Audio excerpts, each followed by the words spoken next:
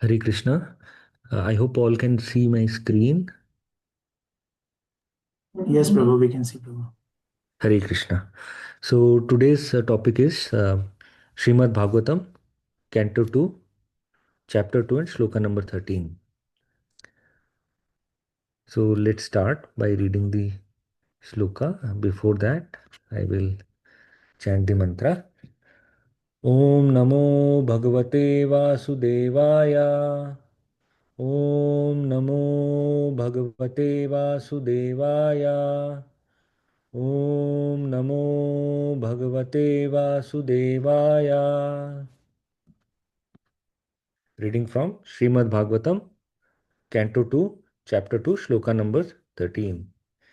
Ekaasho angani diyanubhavaye padadiyavadasitam gadabritaha jitam jitam sthanam apoyadharayet परं परं शोधयति धीर यथा यथा एकाशो अङ्गानि धियानुभावयेत् पादादियावादसितां गदावृतः जीतं जीतं स्थानम् अपोय धारयेत् परं परं शुध्यति धीर यथा यथः Eka ekashaha, one to one, or one after the another. Angani, limbs. Dhiyaha, by attention. Anu bhavayet, meditate upon. Pada adi, legs. Yavat, until. Hasitam, smiling. Gada, britaha, the personality of Godhead. Jitam, jitam, gradually controlling the mind. Sthanam, place. Apoyaha, leaving. Dharayet, meditate upon. Param param, higher and higher. Shuddhyati, purified. Dhiha, intelligence. Yathaha yathaha, as much as. Translation by His Divine Grace A.C. Bhaktivedanta Swami Srila Prabhupada. Swami Srila Prabhupada ki Jai. The process of meditation should begin from the lotus feet of the Lord and progress to his smiling face. The meditation should be concentrated upon the lotus feet, then the calves, then the thighs, and in this way, higher and higher. The more the mind becomes fixed upon different parts of the limbs, one after another, the more the intelligence becomes purified. ॐ अज्ञानतिमिरन्धस्य ज्ञानाञ्जनशलाकया चक्षुरुन्मिलितं येन तस्मै श्रीगुरवे नमः मुखं करोति वाचालं पुङ्गं लङ्घयते गिरिं यत्कृपा तम् अहं वन्दे श्रीगुरुं दीनतारणम् श्रीचैतन्यमनोभीष्टं स्थापितं येन भूतले स्वयं रूपा कदा मह्यं ददाति स्वपदान्तिकम् वन्देऽहं श्रीगुरोः श्रीयुतापदाकमलं श्रीगुरुं वैष्णवं च श्रीरूपं साग्रजातं सहागना रघुनाथान्वितं तं सजीवं साद्वैतं सावधूतं परिजानसहितं कृष्णचैतन्यदेवं श्रीराधाकृष्णपादान् सहागना ललिता श्रीविशाखान्वितं च हे कृष्णा करुणा सिंधु दीनबंधु जगतपते गोपेश गोपिका कांता राधा कांता नमोस्तुते तप्त कांचन गौरांगी राधे वृंदावनेश्वरी वृषभानुस्तुते देवी प्रणनामि हरे प्रिये वाञ्छकल्पतरुभ्यश्च कृपा सिन्धुभ्य एव च पतितानां पावनेभ्यो वैष्णवेभ्यो नमो नमः नमो विष्णुपादाय कृष्णप्रेष्ठाय भूतले श्रीमते भक्तिवेदान्ता स्वामिनिति नामिने नमस्ते सरस्वते देवे गौरवाणी प्रचारिणे निर्विशेष शून्यवादी पाश्चात्यदेशतारिणे जय श्री कृष्ण चैतन्य प्रभु नित्यानंदा श्री अद्वैत गदाधरा श्रीवासादि गौरभक्तवृंदा हरे Krishna Krishna Krishna Hare Hare Hare Rama, Rama Rama, Hare Hare.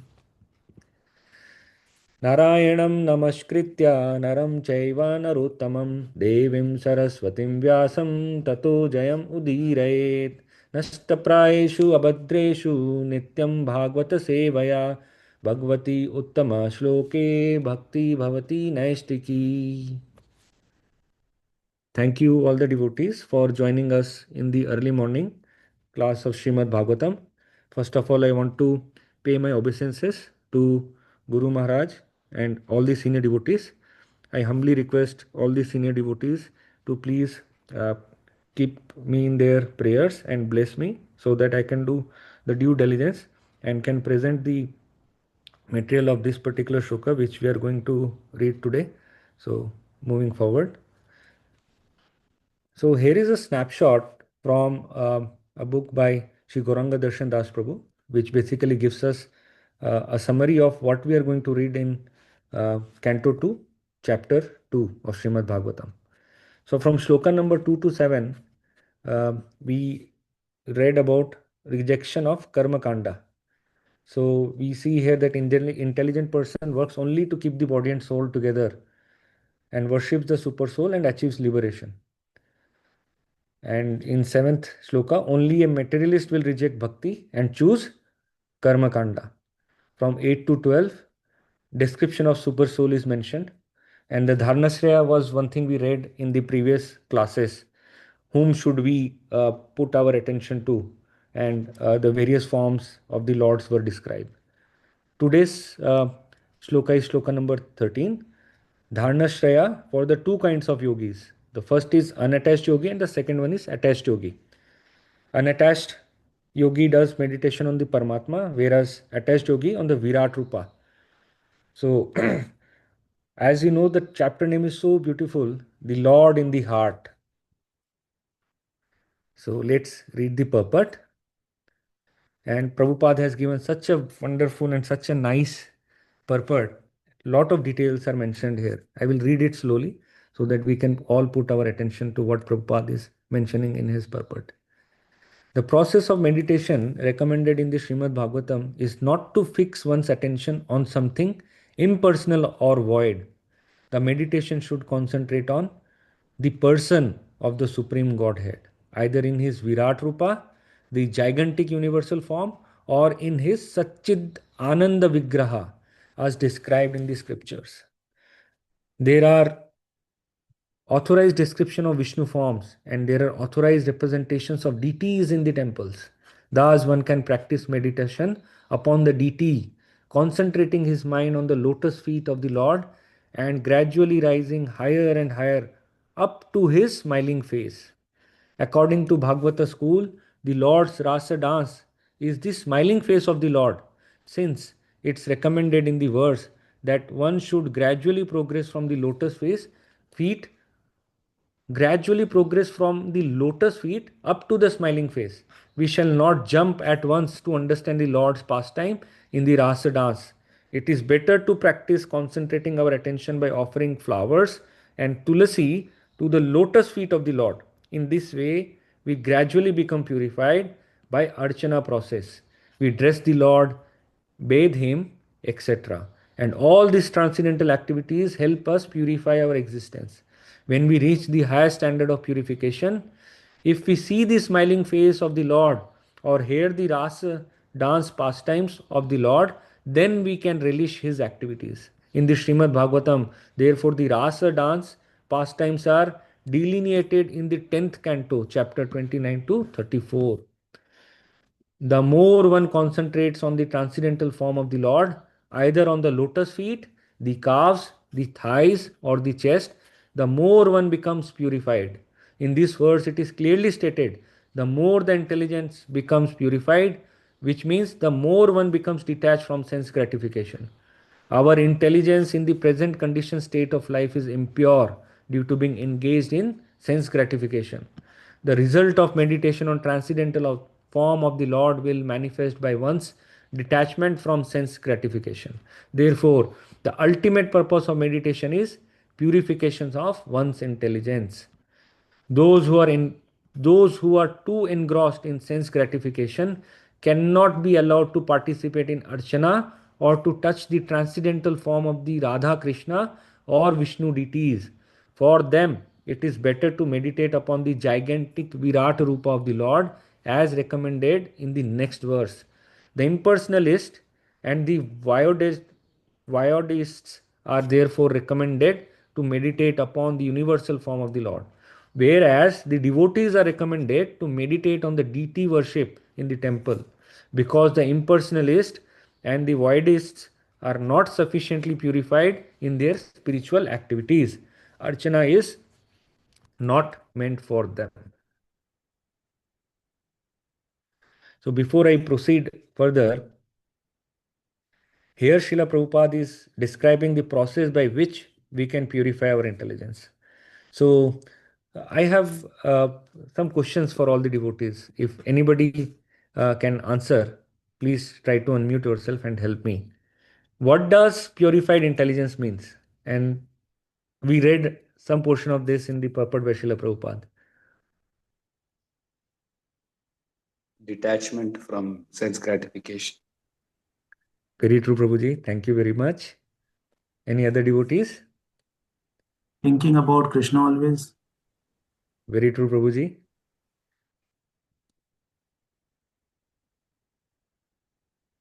Cool. Without further ado, I'll continue. So, purified intelligence means we are acting according to the transcendental knowledge. Means we are not acting on mundane plane or in the materialistic plane. Or not to just think about maintaining oneself or maintaining our body and soul together. We are talking about transcendental knowledge. If we say we have purified intelligence, then we can say we are on the path which will ultimately lead us to the realization of Krishna in his personal form. So we know Krishna has three personal features: the, the Brahman, the Paramatma, and Bhagwan. So the Brahmana form is the impersonal feature. It is generally, and we have read this in Bhagavad Gita also, it is compared with the outer covering or the sunshine which we see from the sun, the all pervading formless effulgence which is emanating from the Krishna's body. That is the Brahmana form. So you can compare this with the sunshine which is coming from the sun. The Paramatma feature, which is the localized feature of the Lord, and it is compared to the surface of the sun. The super soul which resides within the heart of every living entity, who is a witness and guide to all the living entities. And the Bhagwan, which is the personal feature of the Lord, that is compared to the sun planet itself. Sorry. The supreme personality of Godhead, who is complete manifestation of absolute, possessing all wealth, strength, fame, beauty, knowledge, and renunciation in full. So basically, these are the three absolute features. If we can lead ourselves with our realization to all these features of the Lord, we can consider that our intelligence is purifying.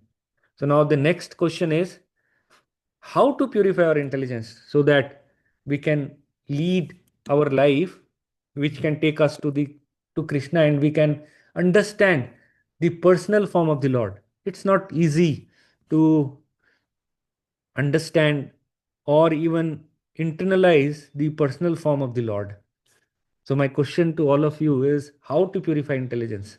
And today, the whole session or this particular class or the charcha which we'll be doing is on how to purify our intelligence. So let's see. So Prabhupada has made it so easy for all of us, and Prabhupada is giving us such a powerful way to meditate on Krishna, because Prabhupada has created so many beautiful temples all over the world. There are so many beautiful Radha Krishna deities to worship. Yesterday I went to temple and I was telling this to my wife Rashmi that I was feeling so much peace and so much composure in my heart. The whole week goes with so much work related thing. We are so much engaged in the materialist activities, but sitting in front of Lord Narsimha, We feel so much nice. I was feeling so peaceful. It was feeling like I should continue to sit here and chant.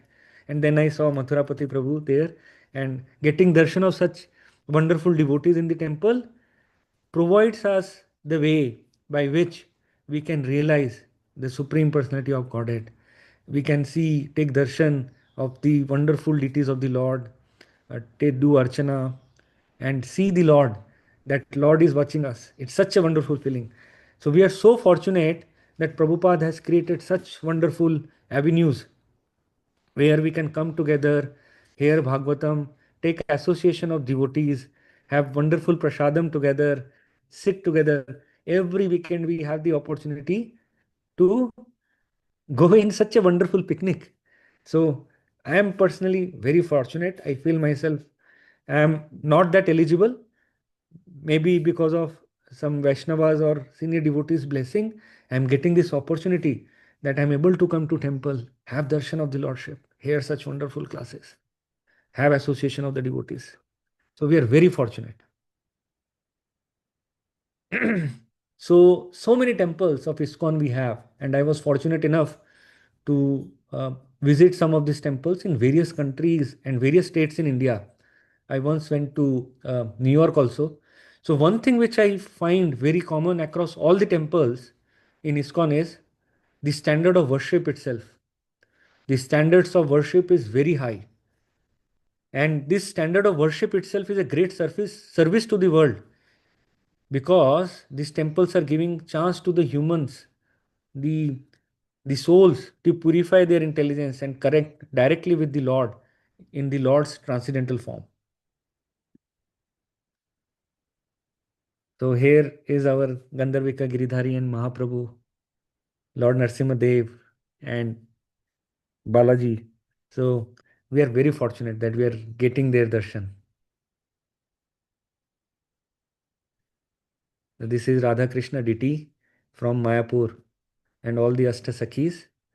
So by having darshan of such deities purifies our intelligence, and we should have darshan of the Lordship, and it should start by looking at the lotus feet of the Lord. So Krishna's transcendental form in Goloka Vrindavan is Sham Sundar Swarupa. He is in his eternal youth, full of bliss and knowledge, surrounded by the loving associates. He is the source of all the forms of the Lord. So Rupa Goswami mentions in Nectar of Instruction, uh, sloka number 8, तन्नामरूपाचरितादिसुकीर्तनानु स्मृतयो क्रमेण रसना मनसि नियोज्य तिष्ठान् व्रजेतादनुरागिजानानुगामी कालं नयेदखिलान् इति उपदेशसारम्. Very important translation by Srila Prabhupada. The essence of all advice is that one should utilize one's full time, 24 hours a day, in nicely chanting and remembering the Lord's divine name, the transcendental form, qualities, and eternal pastimes, thereby gradually engaging one's tongue and mind. Here it is nicely mentioned the order in which one should follow the instruction. The first is chanting, then remembering the Lord's divine name.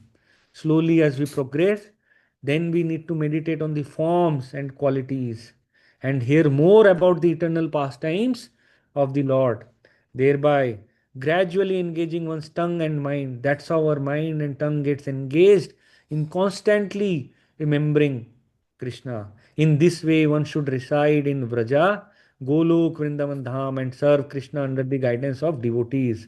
One should follow in the footsteps of Lord's beloved devotees who are deeply attached to his devotional service.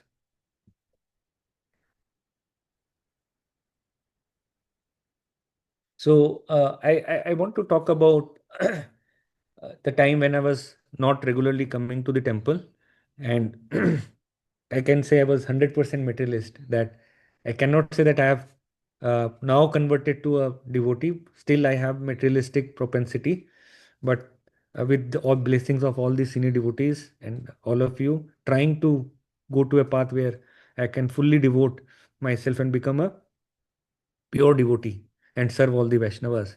So when I was not regular to the temple and was not following the practices, and when senior devotees used to tell me, come to temple regularly, I used to even tell them, or we have also heard such statements from our friends and relatives, when we say them, come to temple. Uh, Sometimes these people used to say, and I also used to say, the Lord is in my heart. I don't have to go to temple. I can always think about the Lord in my mind.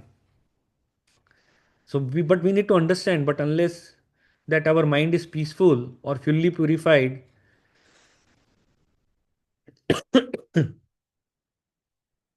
uh, our mind is not peaceful, it's not purified. I can say for myself, even after practicing and having association of devotees for so many years and practicing Krishna consciousness for so many years, the mind still wanders. And I can say my mind is a monkey. It's not in one place. It needs constant engagement.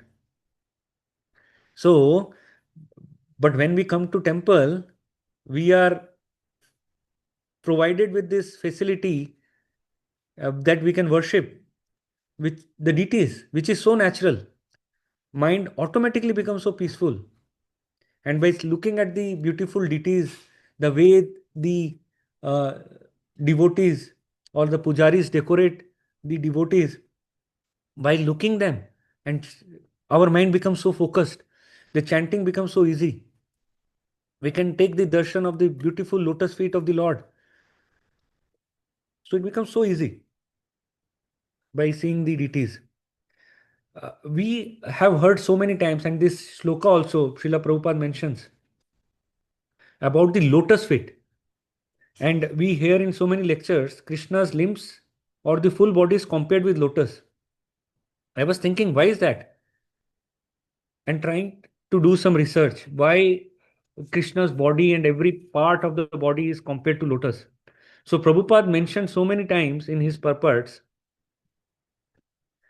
and we can see from Kunti Maharani's prayer from Srimad Bhagavatam, chapter 1, shloka 8, canto 1, chapter 8, and shloka number 22. She mentions, Nama Pankaja Nabhaya, Nama Pankaja Maline, Nama Pankaja Netraya, Namaste Pankaja Jangrihe. My respectful obeisances unto you, O Lord, whose abdomen is marked with a depression like a lotus flower, who are always decorated with garlands of lotus flower, whose glance is as cool as the lotus, and whose feet are engraved with lotuses. In purport of Srimad Bhagavatam, chapter 1, shloka number, uh, uh, chap, Srimad Bhagavatam, canto 1, chapter 16, and shloka number 6, Prabhupada says, the spiritual planet, Goloka Vrindavan, the eternal abode of Lord Krishna, is shaped like the whorl of a lotus flower. Even when the Lord descends to any of these mundane planets, he does so by manifesting his own his own abode as it is.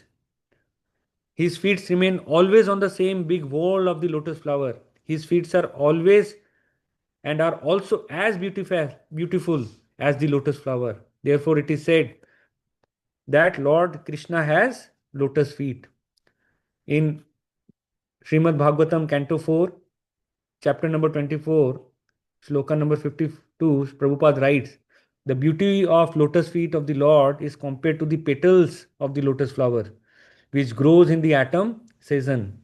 By nature's law, in atom, the dirty or the muddy water of rivers and lakes become very clean. At that time, the lotus flower growing in the lakes appears very bright and beautiful. The lotus flower itself is compared to the lotus feet of the Lord, and the petals are compared to the nails of the feet of the Lord. The nails of the feet of the Lord are very, very bright, as Brahma Samhita testifies. Ananda Chinmaya Sad Ujjvale Vigrasaya. Every limb of the transcendental body of the Lord is made of Ananda Chinmaya Sad Ujjvale. Thus, every limb is eternally bright. As the sunshine dissipates the darkness of the material world, the effulgence emanating from the body of the Lord immediately dries up the darkness in the heart of the conditioned soul. So there is a very nice bhajan from Rupa Goswami. The bhajan is Krishna Deva Bhavantam Vande.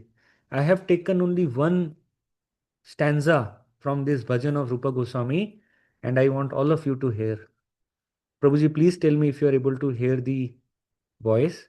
I'm just playing it for a while so that we can all get into that mode in what ways Srila Rupa Goswami thinks. Yes, we can hear. Thank you, Mataji. I'm playing again.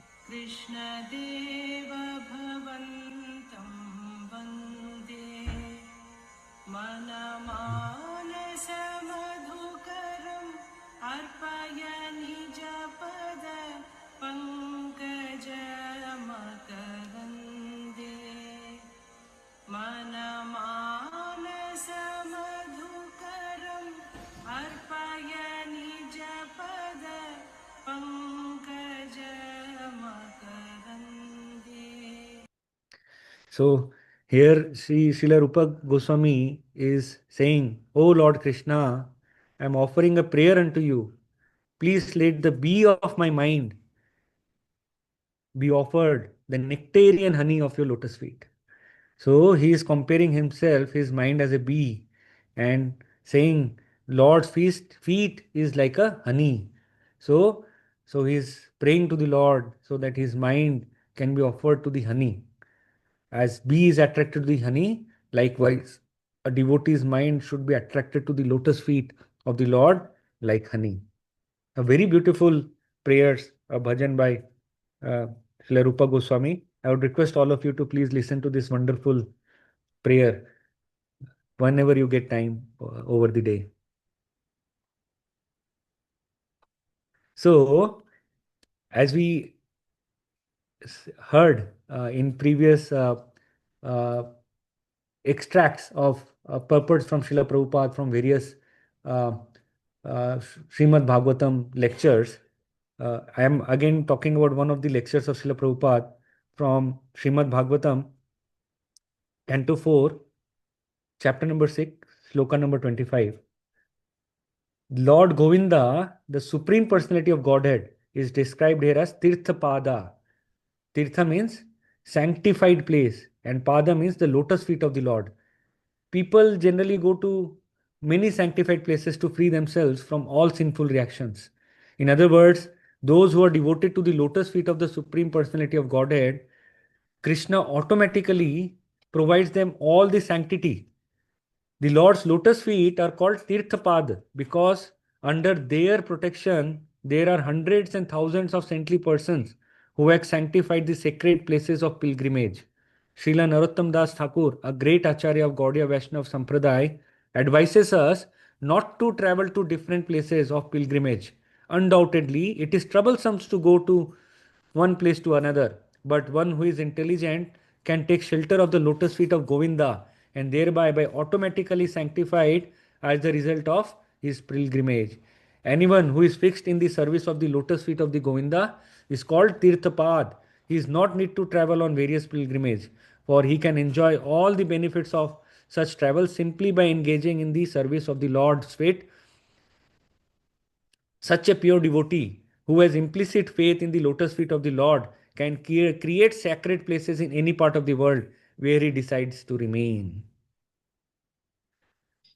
So Lord Brahma says, uh, before I go to that particular point, as we have read and I have given examples of how Srila Prabhupada is quoting in various shlokas of Srimad Bhagavatam and comparing uh, lotus with Lord's lotus feet.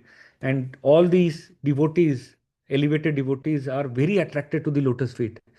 And Lord is sometimes thinking, what is there in my lotus feet that the devotees of mine are so attracted to my feet? So I took this snippet from internet, and this is the Bal Mukunda form.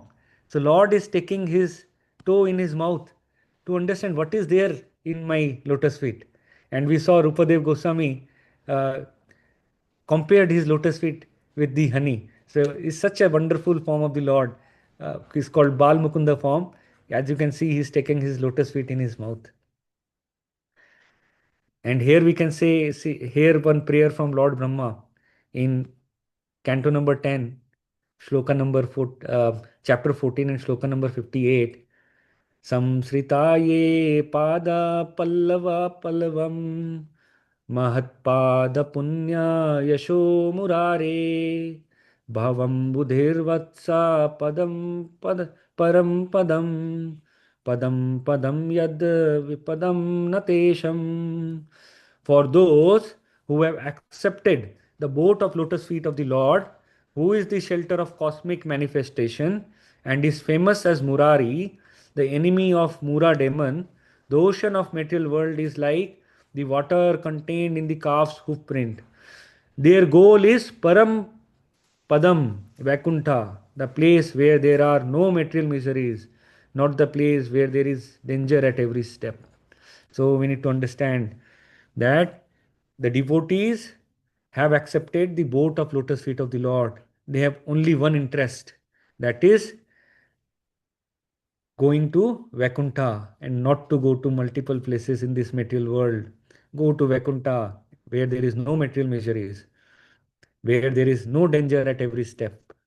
That is what the motivation of every devotee of Lord is. So, we have heard a great deal now about the lotus feet of the Lord. We are talking about his forms, but we have to understand that form of the Lord is not an ordinary form. Krishna's form is spiritual. It is non-different from his actual form. So we have to think like our body is materialistic body. It is not our true form. We are spirit soul. We have taken this body and time and again we have changed this body millions of times. But Krishna is not that. Krishna's form is his true form. And Prabhupada mentions that we as a human being or living beings have 6 stages of transformation. We take birth, we grow, we exist, we create byproducts, then we dwindle and then we vanish. We have changed our body life after life. And constantly we are changing this life, but that's not the case with Krishna. Krishna is in his spiritual complete form, and when we take darshan of the Lord's deities, we have to think that we are taking darshan of the Lordship itself. We are almost near the time. I want to leave you all with Kevala Ashtakam. This is again a very beautiful prayer, and again this was written by Rupa Goswami. So please hear this, and whenever you get time, please listen the full prayer by Rupa Goswami.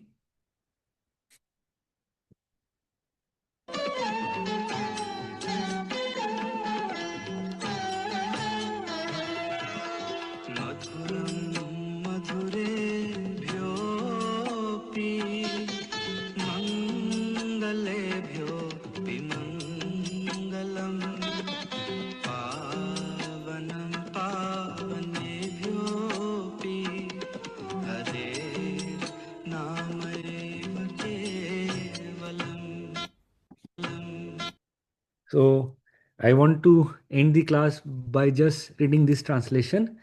The entire universe, from exalted Brahma down to the lowly clump of grass, is product of illusory energy of the Supreme Lord. The only thing that is reality, again I say reality, the holy name of Sri Hari alone is everything. So Rupadev Goswami is telling reality here 3 times, that the holy name of the Lord alone is everything. So let's start our week. I know we have 5 days to go, and immerse ourselves in remembering the name of the Lord, and let's all chant together and participate in the congregational chanting. Thank you very much, all the devotees. If you have any questions, please feel free to ask. Thank you, Mayur Prabhu, for the wonderful class. I will stop recording.